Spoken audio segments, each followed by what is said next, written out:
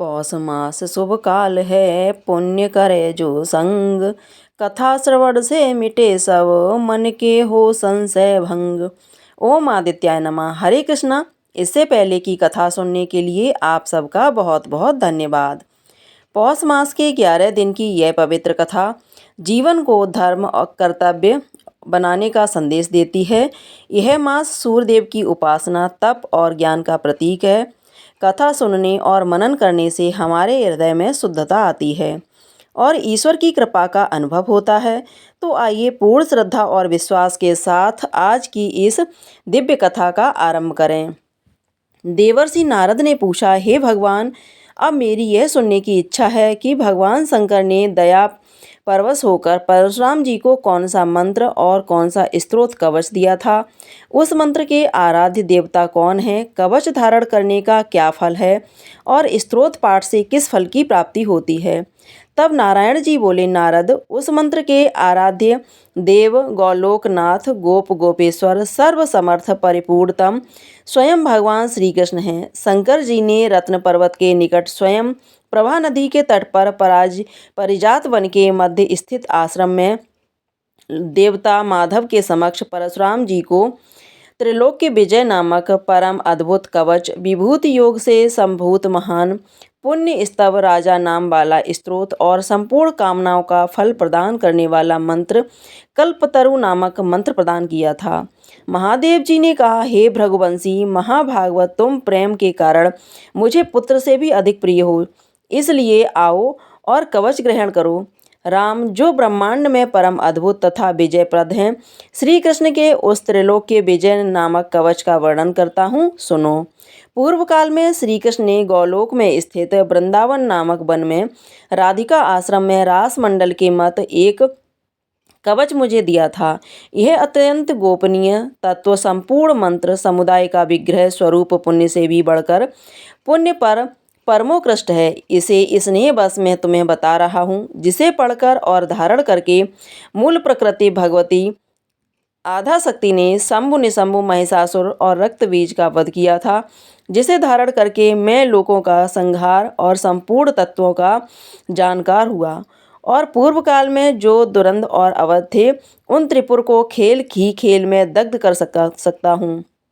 जिसे पढ़कर और धारण करके ब्रह्मा जी ने इस उत्तम सृष्टि की रचना की है, जिसे धारण करके भगवान शेष सारे विश्व को धारण करते हैं, जिसे धारण करके कर्म शेष को लीला पूर्वक धारण किए रहते हैं, जिसे धारण करके वरुण सिद्ध और कुबेर धन के स्वामी हुए हैं, जिसे पढ़कर और धारण करके स्वयं इंद्र देवताओं के राजा बने हैं, जिसे पढ़कर और धारण करके महर्षि अगस्त्य सातों समुद्र को पी गए और उसके तेज से वातापी नामक दैत्य को बचा गए, जिसे पढ़कर और धारण करके पृथ्वी देवी सबको धारण करने में समर्थ हुई हैं, जिसे पढ़कर और धारण करके गंगा जी स्वयं पवित्र होकर भवनों को पावन करने वाली बनी हैं, जिसे पढ़कर और धारण करके सावित्री ने वेदों को जन्म दिया है। हे भृगु नंदन, जिसे पढ़कर और धारण कर वेद धर्म के वक्ता हुए हैं, जो महात्मा साधु और श्री कृष्ण भक्त हों, उसी को यह कवच देना चाहिए, क्योंकि झूठे और दूसरे के शिष्य को देने से दाता मृत्यु को प्राप्त हो जाता है। इस त्रिलोक विजय कवच के प्रजापति ऋषि हैं, गायत्री छंद है, स्वयं रासेश्वर देवता हैं और त्रिलोक की विजय प्राप्ति में इसका विनियोग कहा गया है। यह परात्पर कवच तीनों लोकों में दुर्लभ। ओम श्री कृष्णाय सदा मेरे सिर की रक्षा करें। कृष्णाय स्वाहा, यह पंचाक्षर सदा कपाल को सुरक्षित रखें। कृष्ण नेत्रों की तथा कृष्णाय स्वाहा पुतलियों की रक्षा करें। हरे नमः, सदा मेरी भ्रकुटी को बचाएं और ओम गोविंदाय स्वाहा, मेरी नासिका की सदा रक्षा करें। गोपाला नमः, मेरे गंड स्थलों की सदा रक्षा करें, सब ओर से रक्षा करें। ओम गोपांगने शाह नमः, सदा मेरे कानों की रक्षा करें। ओम कृष्णाय नमः, निरंतर दोनों ओठों की रक्षा करें। ओम गोविंदाय स्वाहा, सदा मेरी दंत पंक्ति की रक्षा करें। ओम कृष्णाय नमः, दांतों के छिद्रों की तथा क्लिंग दांतों के ऊर्ध्व भाग की रक्षा करें। ओम श्री कृष्णाय स्वाहा, सदा मेरी जिह्वा की रक्षा करें। रासे स्वराय स्वाहा, सदा मेरे तालु की रक्षा करें। राधिके साय स्वाहा सदा मेरी कंठ की रक्षा करें। गोपांगनाय साय नमः सदा मेरे वक्षस्थल की रक्षा करें। ओम गोपेशाय स्वाहा सदा मेरे कंधों की रक्षा करें। किशोराय नमः वे स्वाहा सदा पृष्ठभाग की रक्षा करें। मुकुंदा नमः सदा मेरे उदर की तथा ओम ह्रीं क्लीं कृष्णाय स्वाहा सदा मेरे हाथ पैरों की रक्षा करें। ओम विष्णवे नमः सदा मेरी दोनों भुजाओं की रक्षा करें। ओम ह्रीं भगवते स्वाहा सदा मेरे नखों की रक्षा करें। ओम नमो नारायणाय सदा न छिद्रों की रक्षा करें। ओम ह्रीं पद्मानवाय नमः सदा मेरी नाभि की रक्षा करें। ओम सर्वेश स्वाहा सदा मेरे कंकाल की रक्षा करें। ओम गोपी रमणाय स्वाहा सदा मेरे नितंब की रक्षा करें। ओम गोपी रमणाय नमः स्वाहा सदा मेरे पैरों की रक्षा करें।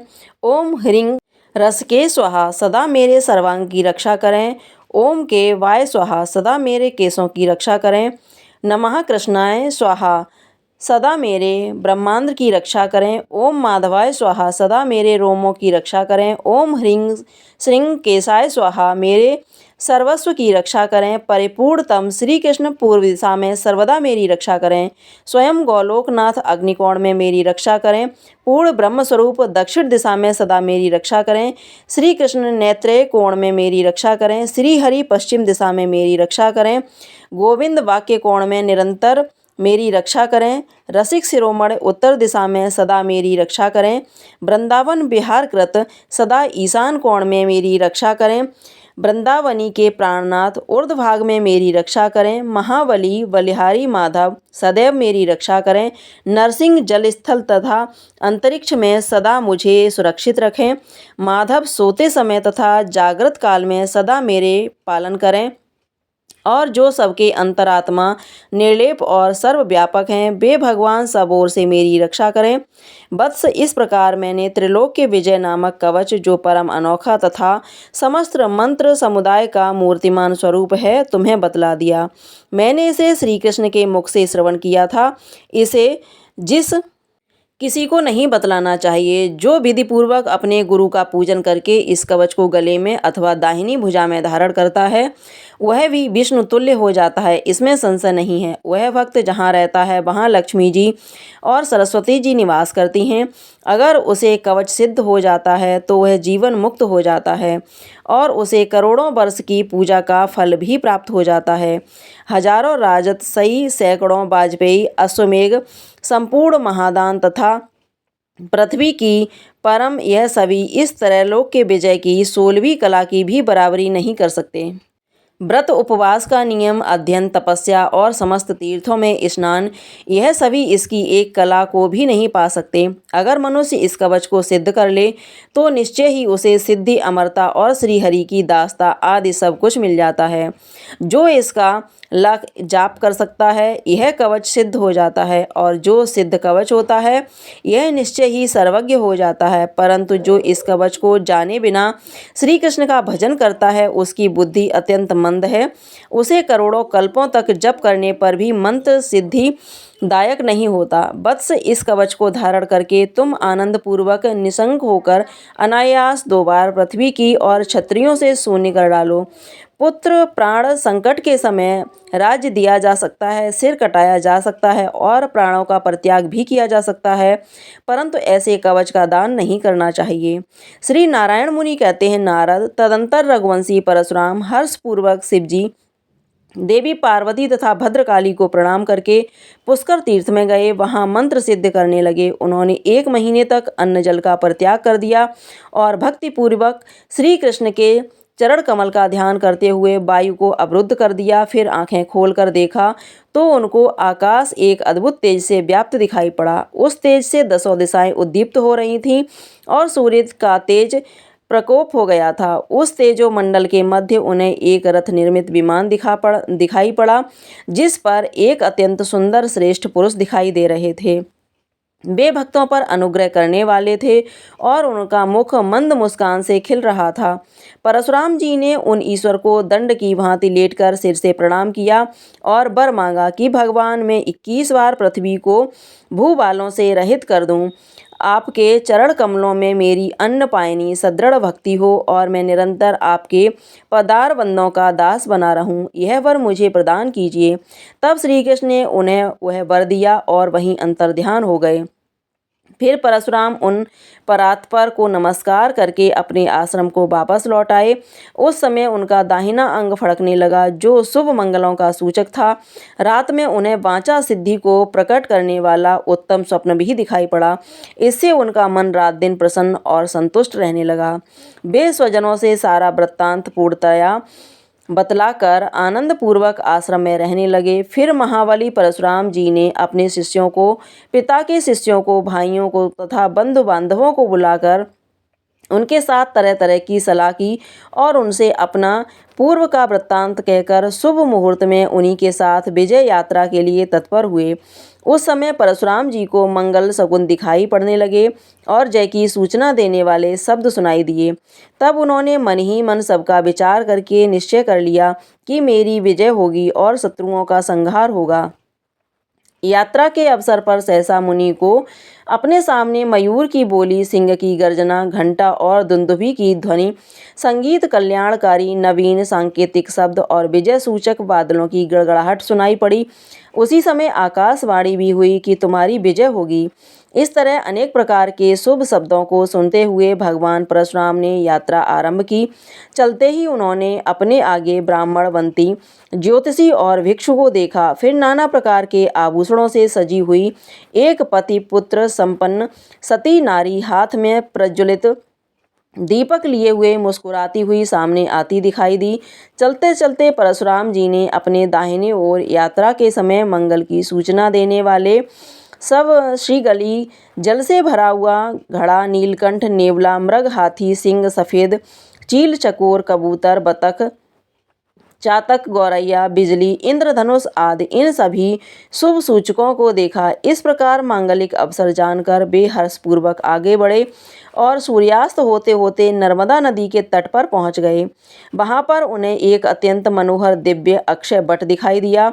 वह अत्यंत ऊंचा, विस्तार वाला और उत्तम तथा पावन आश्रम स्थान था।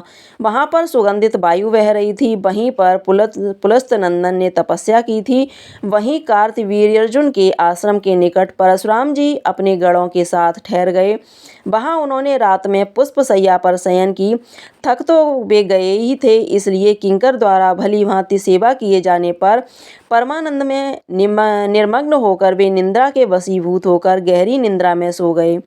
रात बीतते बीतते भार्गव परशुराम जी को एक सुंदर स्वप्न भी दिखाई दिया, जो कि वायु, पित्त और कफ के प्रकोप से रहित था और जिस का पहले मन में विचार भी नहीं किया गया था। उन्होंने देखा कि हाथी, घोड़ा, पर्वत, अट्टालिका, गौ और फल युक्त वृक्ष पर चढ़ा हुआ हूँ।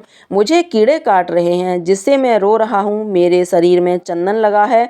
मैं पीले वस्त्र से शोभित तथा पुष्पमाला धारण किए हूँ। मेरा सारा शरीर गंदगी से भरा हुआ है, उसमें मज्जा और गंदगी लगी हुई है। ऐसी दशा में मैं नौका पर सवार हूँ और उत्तम बीड़ा बजा रहा हूँ। फिर देखा कि मैं नदी की तट पर बड़े बड़े कमल पात्रों पर रखकर दही, घी और मधु मिश्रित खीर खा रहा हूँ। फिर देखा कि मैं पान चबा रहा हूँ। मेरे सामने फल, पुष्प और दीपक रखे हुए हैं और ब्राह्मण मुझे आशीर्वाद दे रहे हैं। फिर अपने आप को बारंबार पके हुए फल, दूध, शक्कर मिश्रित गर्मा गर्म अन्न, स्वास्थ्य के आकार की बनी हुई मिठाई खाते देखा। पुनः उन्होंने देखा कि मुझे जल जंतु, बिच्छू, मछली तथा सर्प आदि काट रहे हैं और मैं भयभीत होकर भाग रहा हूँ। फिर देखा कि मैं चंद्रमा और सूर्यमंडल, पति और पुत्र से संपन्न नारी और मुस्कुराते हुए ब्राह्मण को देख रहा हूँ। फिर उन्होंने देखा कि मैं एक ऐसी ब्राह्मणी को देख रहा हूँ जो पीला वस्त्र धारण किए हुए हैं, रत्न के आभूषणों से सुसज्जित हैं और घर में प्रवेश कर रही हैं। फिर उन्होंने स्वप्न में जौ और गेहूं के आटे की पूरी और लड्डू देखे और उन्हें बार बार खाया भी। फिर अचानक अपने आप को शस्त्र से घायल और जंजीर से बंधा हुआ देखकर उनकी नींद टूट गई और वे प्रातःकाल श्री हरि का ध्यान करते हुए उठ बैठे। इस स्वप्न से उन्हें अत्यंत हर्ष हुआ। फिर उन्होंने अपना प्रातःकालिक नित्य कर्म संपन्न किया और मन में ऐसा समझ लिया कि निश्चय ही मेरे सारे शत्रुओं को जीत लूँगा। श्री नारायण कहते हैं कि हे नारद, फिर भृगुवंशी परशुराम जी ने प्रातःकालिक नित्य कर्म समाप्त करके भाई बंधुओं के साथ परामर्श किया और कीर्तिवर के आश्रम पर दूत भेजा। उस दूत ने शीघ्र ही जाकर राजाधिराज कीर्तिवर से कहा। उस समय राजा मंत्रियों से घिरे हुए राज्यसभा में बैठे हुए थे। परशुराम जी का दूत कहने लगा, महाराज, नर्मदा तट के निकट अक्षयवट के नीचे भृगुवंशी परशुराम जी अपने भाइयों सहित पधारे हुए हैं। वे 21 बार पृथ्वी के राजाओं से शून्य करेंगे, इसलिए आप वहाँ चलिए अथवा अपने भाई बंधुओं के साथ युद्ध कीजिए। ऐसा कहकर परशुराम जी का दूत उनके पास वापस लौट गया। इधर राजा कवच धारण करके रण यात्रा के लिए तत्पर हुआ। तब महारानी मनोरमा ने अपने प्राणपति को युद्ध में जाने के लिए तत्पर देखकर उसे रोक दिया और अपने पास ही बिठा लिया। मुने मनोरमा को देखकर राजा के नेत्र और मुख प्रसन्नता से खिल उठे। फिर तो उसने सभा के बीच अपनी रानी से अपने मन की बात कही कि प्रिय, जगदम्मी ने महान पराक्रमी पुत्र परशुराम भाइयों के साथ नर्मदा नदी के किनारे पर ठहरे हुए हैं और वे मुझे युद्ध के लिए ललकार रहे हैं। उन्हें शंकर जी के शस्त्र और श्री हरि का मंत्र तथा कवच प्राप्त हो गया है, इसलिए वे बार बार 21 बार भूमि को भूपाल से हीन कर देना चाहते हैं। इस समाचार से ही मेरे प्राण कांप उठे हैं। मैं अत्यंत दुखी हो रहा हूँ और मेरा बायां अंग निरंतर फड़क रहा है। प्रिय, मैंने एक स्वप्न भी देखा है, सुनो। मैंने देखा कि मैं तेल से सरोवर हूँ, लाल वस्त्र धारण किए हूँ, शरीर पर लाल चंदन लगा है, लोहे के आभूषणों से सजा हुआ हूँ। फिर मैंने एक विधवा स्त्री को देखा जो लाल वस्त्र पहने थी, केस खुले थे, उसकी नाक कट गई थी और वह सहस करती हुई नाच रही थी। महारानी, मैंने एक चिता देखी जिस पर बाण बिछे थे और वह अग्नि से रहित तथा भस्म से युक्त थी। फिर राख की वर्षा, रक्त और अंगारों की वर्षा होते देखा। पृथ्वी पके हुए ताड़ के फलों से ढकी हुई और हड्डियों से युक्त थी। फिर खोपड़ों की ढेर दिखाई पड़ी जो कटे हुए बालों और नखों से युक्त थी। फिर रात के समय नमक का पहाड़, कौड़ियों की ढेरी तथा धूल के रेत की कंदरा भी दिखाई दी। अब बतलाओ इसका क्या उपाय है। राजा की बात सुनकर मनोरमा का हृदय दुखी हो गया। वह रोती हुई राजाधिराज कीर्तिवर से गदगद वाणी में बोली कि हे नाथ, आप रमण करने वालों में उत्तम, समस्त राजाओं में श्रेष्ठ और मुझे प्राणों से भी अधिक प्रिय हैं। हे प्राणेश, मेरा शुभ काक वचन सुनिए। जगदग्नि नंदिनी महाबली भगवान परशुराम नारायण के अंश हैं। वे सृष्टि का संहार करने वाले जगदीश्वर शिव के शिष्य हैं, जिनकी ऐसी प्रतिज्ञा है कि मैं 21 बार पृथ्वी को भूपाल से शून्य कर दूंगा। उनके साथ आप युद्ध न छेड़िए। पापी रावण को जीतकर जो अपने आप को सूरवीर मानते हैं, वह आपका भ्रम है। उसे आपने नहीं जीता है, बल्कि वह अपने पाप से पराजित हुआ है, क्योंकि जो धर्म की रक्षा नहीं करता उसका भूतल पर कौन रक्षक हो सकता है।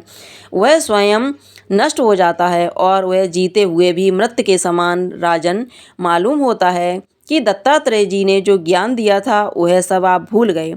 अगर है तो फिर आपका मन ब्राह्मण की हत्या करने में कैसे प्रवृत्त हुआ। आप तो मनोविनोद के लिए शिकार खेलने गए हुए थे। वहाँ ब्राह्मण के आश्रम में ठहरकर अपने अपूर्व मिष्ठान का आपने भोजन किया, व्यर्थ ब्राह्मण को मार डाला। जो गुरु ब्राह्मण और देवताओं का अपमान करता है, उसके इष्ट देव उस पर रुष्ट हो जाते हैं और विपत्ति उसे आग धरकती है। इसलिए राजन, आप दत्तात्रेय जी के चरण कमलों का ध्यान कीजिए, क्योंकि गुरु भक्ति सबके संपूर्ण विघ्नों का विनाश करने वाली है। अब आप गुरुदेव की भली भांति अर्चना करके उन रघुनंदन की शरण ग्रहण कीजिए। परम बुद्धिमान राजा कीर्तिवार्जुन भाव में प्रशंसनीय नहीं माने जाते। सुंदरी कर्म भोग के योग्य काल आने पर सुख दुख, भय शोक, कलह और प्रेम से सभी होते रहते हैं, क्योंकि काल राज्य देता है। काल मृत्यु और पुनर्जन्म का कारण होता है। काल संसार की सृष्टि करता है। काल भगवान जनार्दन स्वरूप है, परंतु श्री कृष्ण उस काल के भी काल और विधाता के भी ब्रह्म हैं। महाबली भगवान परशुराम नारायण के अंश हैं। अगर उन्होंने ऐसी प्रतिज्ञा कर ली है कि मैं 21 बार पृथ्वी को राजाओं से शून्य कर दूंगा, तो उनकी वह प्रतिज्ञा कभी विफल नहीं हो सकती। सुब्रत साथ मैं यह निश्चित रूप से जानता हूँ कि मैं उनका भला भविष्य की सारी बातें जानकर भी मैं उनकी शरण में कैसे जा सकता हूँ, क्योंकि प्रतिष्ठित पुरुषों की अपकीर्ति मृत्यु से भी बढ़कर दुखदायी नहीं होती। ऐसा कहकर राजा ने युद्ध भूमि में जाने के लिए उद्यत होकर बाजा बजवाया और मांगलिक कार्य संपन्न करवाए। वह असंख्य राजाओं को 3 लाख राजा को महान बल पराक्रम से संपन्न 100 अश्वमेघ सकल सृष्टि के स्वामी। इतना कहकर नारद जी मौन हो गए। अब सुनिए श्री सूर्य चालीसा पाठ और सूर्य भगवान की आरती। कनक वदन कुंडल मकर मुक्ता माला अंग पद्मासन स्थित ध्याये शंख चक्र के संग। जय सविता जय जयति दिवाकर सहस्त्रांशु सप्ता स्वरति मिरहर भानु पतंग मारीचे भास्कर सविता हंस सुनूर विभाकर विविश्वान आदित्य विकर्तन मारतंड हरि रूप विरोचन अंबर मणिख गिरव कहलाते वेद हिरण्य गर्भ कह गाते सहस्त्रांश प्रदोतन कह मुनिगण होत प्रसन्न मोद लहे अरुण सदृश सारथी मनोहर हाकत है साथा चढ़े रथ पर मंडल की महिमा अति न्यारी तेज रूप केरो बलिहारी उच्च श्रवा सदस्य हुए जेते देखि पुरंदर लज्जित होते मित्र मारीचे भानु अरुण भास्कर सविता सूर्य अर्क का खलिकर पूषा रवि आदित्य नाम ले हिरण्य गर्भ नाम कहे कहे 12 नाम प्रेम सो गावे मस्तक 12 बार नवावे 4 पदार्थ जन सो पावे दुख दरिद अग पुण्य नसावे नमस्कार को चमत्कार ये विधि हरिहर को कृपा सारी है सेवे भान तुम्हें मन लाई अष्ट सिद्ध नव निधिते पाही 12 नाम उच्चारण करते सहस जन्म के पातक टरते उपाख्यान जो करते तब जन रिपसो जम लेते सोते छन धन सुत जुत परिवार बढ़त है प्रलव मोह को फंद कटत है अर्कशीस को रक्षा करते रवि ललाट पर नित्य विहरते सूर्य नेत्र पर नित्य विराजत कर्ण देश पर दिनकर छाजत भानु नासिका बासकर नहित भास्कर करत सदा मुख को हित ओठ रहे परिजन्य हमारे रसना बीच तीक्ष्ण बस प्यारे कंठ सुवर्ण रेत की शोभा तिग्गम तेजस कांधे लोभा पूषा बाहु मित्र पीठें पर तृष्णा वरुण रहत उष्ण कर युगल हाथ पर रक्षा कारण भानुमान और सर्म सुदर्शन बसत नाम आदित्य मनोहर कटि में रहत मन मुदभर जंगा गोपत सविता वासा गुप्त दिवाकर करत हुलासा विविश्वान पद की रखवारी बाहर बसते नित्य तमहारी सहस्त्रांश सर्वंग समारे रक्षा कवच विचित्र विचारे अस जो जन अपने मन माही भय जग बीच करहूँ तेई नाही दुष्ट कुष्ट तेई कबहु न व्यापे यो जन जाको मन में जापे अंधकार जग का जो हरता नव प्रकाश से आनंद भरता ग्रह गण ग्रास न मिटावत जाही कोटि बार में प्रणव ताही मंद्र सदस्य जुग सुत जग में जाके धर्मराज सम अद्भुत बाके धन्य धन्य तुम दिन मन देवा किया करत सुर मुनि नर सेवा भक्ति भाव युक्त पूर्ण नियम सो दूर हटत सो भव के भ्रम सो परम धन्य सो नर तन धारी है प्रसन्न जहि परतम हारी अरुण माघ में सूर्य फाल्गुन मद वेदांग नाम रवि उदयन भानु उदय बैसाख गिनावे ज्येष्ठ इंद्र अषाढ़ रवि गावे यम भादो आश्विन हिमरेता कार्तिक होत दिवाकर नेता अगैन भिन्न पूष विष्णु है पूसई पुरुष नाम रवि है मलमासई भानु चालीसा प्रेम युत गावे जे नर नित्य सुख संपत्ति ले विविध होए सदा कृत्य कृत्य। प्रेम से बोलिए सूर्यदेव भगवान की जय, सूर्य नारायण भगवान की जय। ओम जय सूर्यदेव भगवान जय हो दिनकर भगवान जगत के नेत्र स्वरूपा तुम हो त्रिगुण स्वरूपा धरत सवै तब ध्यान। ओम जय सूर्यदेव भगवान। सारथी अरुण है प्रभु तुम श्वेत कमल धारी तुम 4 भुजाधारी अश्व है 7 तुम्हारे कोटि किरण पसारे तुम हो देव महान। ओम जय सूर्यदेव भगवान। उषा काल में जब तुम उदया चले आते, सब तब दर्शन पाते फैलाते उजियारा। जागता तब जग सारा करे सब तब गुणगान। ओम जय सूर्य देव भगवान। संध्या में भुवनेश्वर अस्ताचल जाते, गोधन तब घर आते गोधूलि बेला में। हर घर हर आंगन में हो तब महिमा गान। ओम जय सूर्य देव भगवान। देव धनुज नर नारी ऋषि मुनि वर भजते, आदित्य हृदय जपते स्तोत्रिय मंगलकारी। इसकी है रचना न्यारी दे नवजीवन दान। ओम जय सूर्य देव भगवान। तुम हो त्रिकाल रचयिता तुम जग के आधार, महिमा तब अपरंपार। प्राणों का सिंचन करके भक्तों को अपने देते बल बुद्धि और ज्ञान। ओम जय सूर्य देव भगवान। भूचर जलचर खेचर सबके हो प्राण तुम्ही, सब जीवों के प्राण तुम्ही। वेद पुराण बखाने धर्म सभी तुम्हें माने, तुम हो सर्वशक्तिमान। ओम जय सूर्य देव भगवान। पूजन करती दिशाएं पूजे 10 दिगपाल, तुम भुवनों के प्रतिपाल। ऋतुएं तुम्हारी दासी तुम शाश्वत या विनाशी, शुभकारी अंशुमान। ओम जय सूर्य देव भगवान। ओम जय सूर्य देव भगवान। जय हो दिनकर भगवान। जगत के नेत्र स्वरूपा तुम हो त्रिगुण स्वरूपा, धरत सबई तब ध्यान। ओम जय सूर्य देव भगवान। प्रेम से बोलिए सूर्यदेव भगवान की जय। सूर्य नारायण भगवान की जय।